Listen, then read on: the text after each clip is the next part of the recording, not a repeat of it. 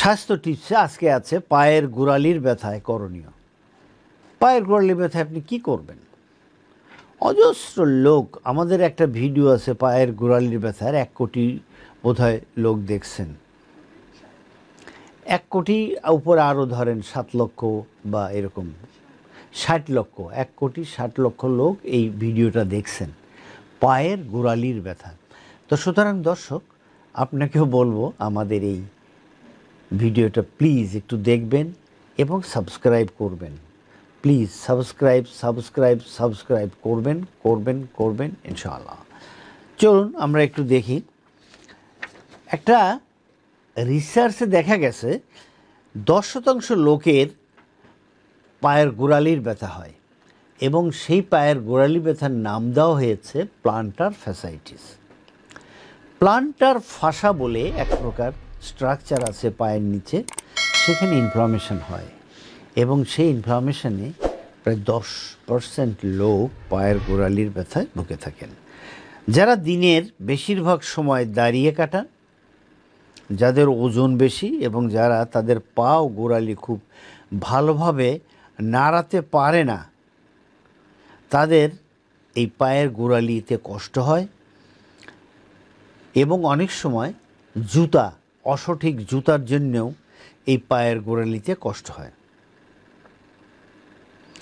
আপনি যদি খুব দ্রুত স্বাভাবিকের চেয়ে বেশি সক্রিয় ওঠেন, তাহলে আপনি প্লান্টার ফ্যাসাইটিসে ভুগতে পারেন। পায়ের গোড়ালি ব্যথার আরও নানা কারণ হতে পারে। এর মধ্যে গোড়ালির হাড় বৃদ্ধির জন্য হতে পারে, আমরা যেটাকে ক্যালকেনিয়াল স্পার বলে থাকি। অস্টিওফাইট এর কারণে হতে পারে। পায়ের গোড়ালির হাড়ে ক্যালসিয়াম জমে একটা তীক্ষ্ণ সূচালো একদম পাখির ঠোঁটের মতো তৈরি করে। আশেপাশের মাংস এবং লিগামেন্ট ইত্যাদির উপরে চাপ দেয়, ফলে ব্যথা হয় এবং ইদানিং এই পায়ের গোড়ালির ব্যথায় অনেক লোক ভোগে। এবং দেখেন, যার জন্য আমাদের 1,70,000,000 লোক আমাদের এই ভিডিওটা দেখছেন। দর্শক, এর জন্যে সঠিক চিকিৎসায় আপনি ভালো হবেন ইনশাল্লাহ।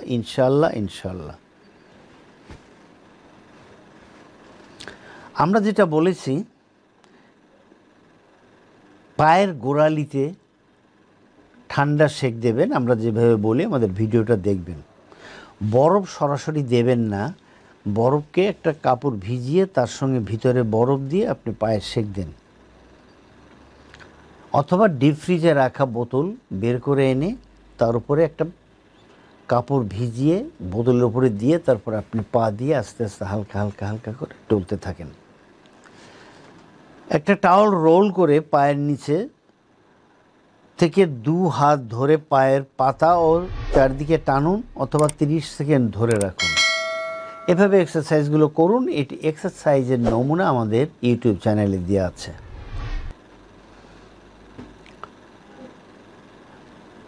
এখন একটি দেয়ালের পাশে আপনি দাঁড়াবেন। দেয়ালের পাশে দাঁড়িয়ে গোড়ালি উঁচু করে শুধু আঙ্গুলগুলোর উপর ভর দিয়ে দাঁড়ান। পায়ের পেছনের মাংসপেশিতে টান লাগবে। প্রতিবার 30 সেকেন্ড ধরে রেখে মোট 10 বার করুন। গ্র্যাজুয়ালি 10 বার থেকে 12, 15, 20 বার এরকম বাড়াতে থাকেন। চেয়ারে বসে এক পায়ের উপর আর এক পা রাখুন। হাত দিয়ে পায়ের আঙ্গুলের উপরের দিকে টেনে 30 সেকেন্ড ধরে রাখুন। এবার অন্য পায়ে করুন। মোট 10 থেকে 15 বার এটা করবেন, দিনে 2 বার। সঠিক মাপের জুতো ব্যবহার করুন।